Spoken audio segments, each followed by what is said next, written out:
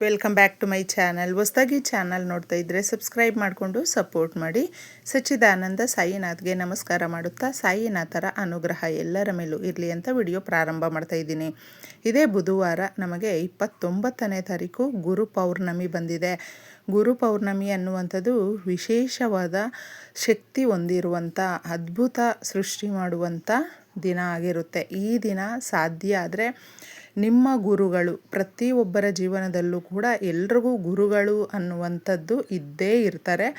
ಅವರುಗಳಿಗೆ ನಿಮ್ಮ ಕೈಯಲ್ಲಿ ಆದಷ್ಟು ಅಥವಾ ಅವರ ಆಶೀರ್ವಾದ ತಗೊಳ್ಳೋದಕ್ಕೆ ಪ್ರಯತ್ನ ಪಡಿ. ಗುರುವಿನ ಆಶೀರ್ವಾದ ಅನ್ನುವಂಥದ್ದು ಎಲ್ಲದಕ್ಕಿಂತ ಶಕ್ತಿಯುತವಾಗಿರುವಂಥದ್ದು.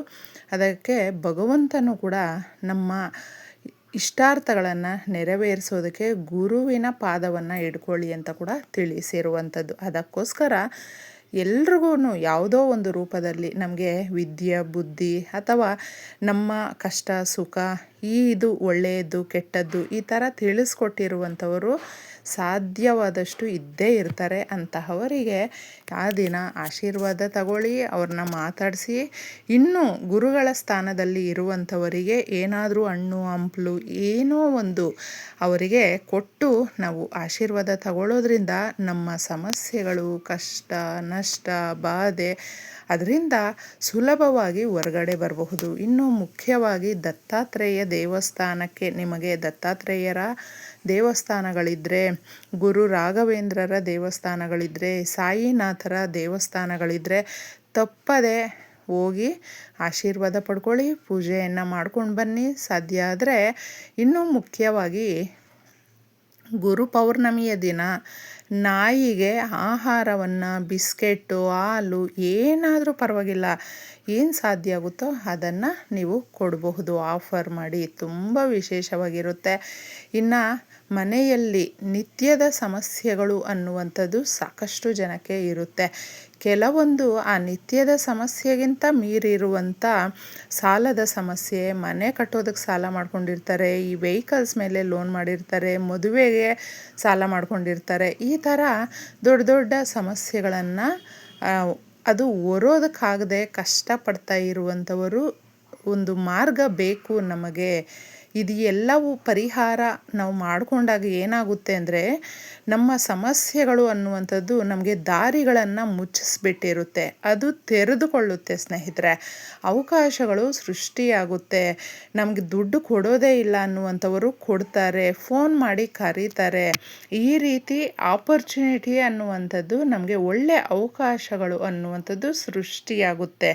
ಅದಕ್ಕೆ ದಾಸವಾಳದ ಗಿಡ ಅನ್ನುವಂಥದ್ದು ಭೂದೇವಿ ಹಾಗೂ ಸಂಪತ್ತಿಗೆ ಅಧಿದೇವತೆ ಆಗಿರುವಂಥ ಶ್ರೀ ಮಹಾಲಕ್ಷ್ಮಿ ನೆಲೆಸಿರುವಂಥದ್ದು. ಅದಕ್ಕೆ ಭೂಮಿಗೆ ಸಂಬಂಧಪಟ್ಟಂಥದ್ದು, ಸಂಪತ್ತಿಗೆ ಸಂಬಂಧಪಟ್ಟಂಥ ಕೊರತೆಗಳು ನಮ್ಮಲ್ಲಿ ಇದ್ದಾಗ ಈ ಪರಿಹಾರವನ್ನು ಮಾಡಿಕೊಳ್ಳಿ.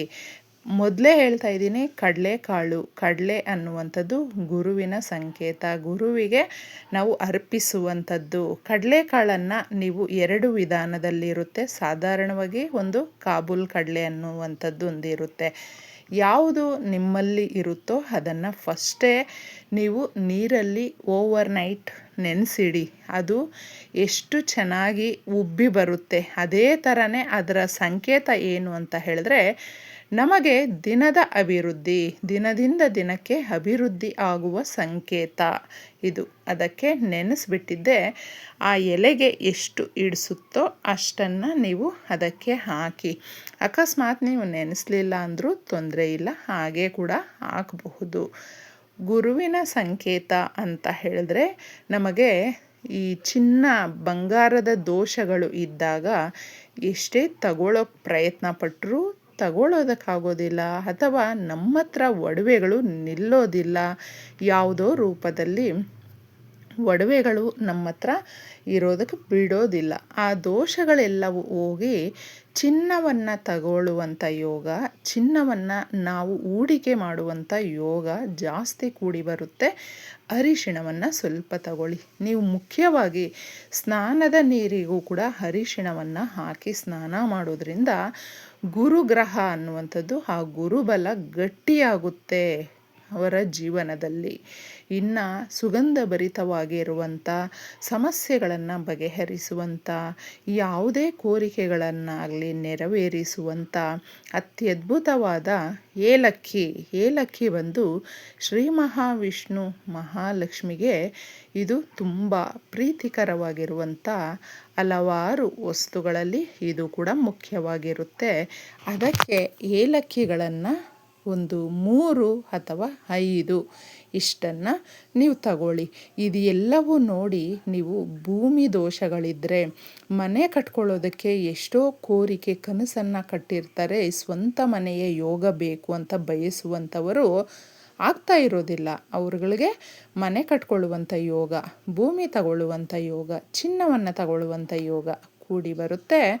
ಇದನ್ನು ಹಾಕಿ. ಇನ್ನು ಮುಖ್ಯವಾಗಿ ₹1 ಕಾಯಿನು, ಲೋಹದ ಪರಿಹಾರ. ಲಕ್ಷ್ಮೀದೇವಿಯನ್ನು ನಾವು ಒಲಿಸ್ಕೊಳ್ಬೇಕು ಅಂದರೆ ₹1 ಕಾಯಿನನ್ನು ನೀರಲ್ಲಿ ಗಂಗಾಜಲದಲ್ಲೋ ತೊಳೆದುಬಿಟ್ಟು ನೀಟಾಗಿ ಇದ್ರ ಮೇಲೆ ಇಟ್ಕೊಳ್ಳಿ. ಇನ್ನು ಸ್ವಲ್ಪ ನಾವು ಕುಂಕುಮವನ್ನು ಹಾಕಬೇಕು ಸ್ನೇಹಿತರೆ. ಕುಂಕುಮ ಬಂದು ದುರ್ಗಾದೇವಿಯ ಸಂಕೇತ. ಅತಿ ಶಕ್ತಿ ಹೊಂದಿರುವಂಥ ತಾಯಿಯನ್ನು ನಾವು ಎಷ್ಟೋ ಜೀವನದಲ್ಲಿ ಭಯ ಪಟ್ಕೊಂಡು ಬಿಟ್ಟಿರ್ತೀವಿ. ಕೆಲವು ವಿಚಾರಗಳಿಗೆ, ಕೆಲವು ಸಮಸ್ಯೆಗಳಿಗೆ, ಅದು ದುಡ್ಡು ಕಾಸಿಗೆ ಇರಬಹುದು, ಆರೋಗ್ಯಕ್ಕೆ ಇರಬಹುದು, ಅಥವಾ ಏನೋ ಒಂದು ತುಂಬ ನಮಗೆ ಏಳತೀರದಷ್ಟು ಭಯ ಉಟ್ಕೊಂಡಿದ್ರೆ ಅದನ್ನು ಹೋಗಲಾಡಿಸೋದಕ್ಕೆ ಇದು ಸಹಾಯ ಮಾಡುತ್ತೆ. ಧೈರ್ಯ ಅನ್ನುವಂಥದ್ದು ಮನುಷ್ಯನಿಗೆ ಇದ್ದಾಗ ನಾವು ಮುಂದೆ ಹೆಜ್ಜೆ ಇಡೋದಕ್ಕೆ ಸಹಾಯವನ್ನು ಮಾಡುತ್ತೆ. ಇಲ್ಲ ಅಂದರೆ ಕುಗ್ಗೋಗ್ಬಿಡ್ತೀವಿ, ಅಲ್ಲೇ ಸ್ಟಾಪ್ ಆಗಿಬಿಡ್ತೀವಿ. ಅದಕ್ಕೆ ಇದು ಎಲ್ಲವೂ ಸಹಾಯವನ್ನು ಮಾಡುತ್ತೆ.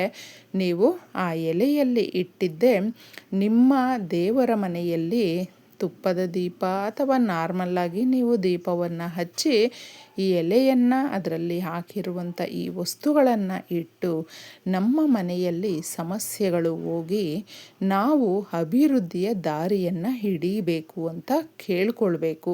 ನಿಮ್ಮ ಇಷ್ಟ ದೇವರು, ಮನೆ ದೇವರು, ಕುಲದೇವರನ್ನು ಕೇಳ್ಕೊಳ್ಳಿ ಸ್ನೇಹಿತರೆ. ಏಕೆಂದರೆ ಪ್ರತಿಯೊಬ್ಬರಿಗೂ ಕೂಡ ಸಮಸ್ಯೆಗಳು ಅನ್ನುವಂಥದ್ದು ವಿಭಿನ್ನವಾಗಿ ಇರುತ್ತೆ. ಒಂದಕ್ಕೊಂದು ನಾವು ಸಂಬಂಧಪಟ್ಟಂಗೆ ಮಾತಾಡೋಕ್ಕಾಗೋದಿಲ್ಲ. ಅದಕ್ಕೆ ನಿಮ್ಮ ಸಮಸ್ಯೆ, ನಿಮ್ಮ ಕಷ್ಟ ಯಾವ ಥರ ಇರುತ್ತೋ ಅದನ್ನು ನೀವು ಕೇಳಿಕೊಂಡು ರಾತ್ರಿ ಪೂರ್ತಿ ಅದನ್ನು ಹಾಗೆ ದೇವ್ರ ಮನೆಯಲ್ಲಿ ಬಿಡಬೇಕು. ಮಾರನೆಯ ದಿನ ಅದನ್ನು ತಗೊಂಡೋಗಿದ್ದೆ ₹1 ಯಾರಿಗಾದರೂ ಅದ್ರ ಜೊತೆ ಇನ್ನಷ್ಟು ಸೇರಿಸಿ ದಾನ ಕೊಟ್ಟು, ಇನ್ನು ಮಿಕ್ಕಿದ ವಸ್ತುಗಳನ್ನು ನೀವು ಕ್ರಿಮಿಕೀಟಗಳು ತಿನ್ನೋದಕ್ಕೆ ಇಡಬೇಕು, ಬಿಸಾಕಬಾರ್ದು. ಇಡಿ, ನೋಡಿ ನಿಮ್ಮ ಕೋರಿಕೆಗಳು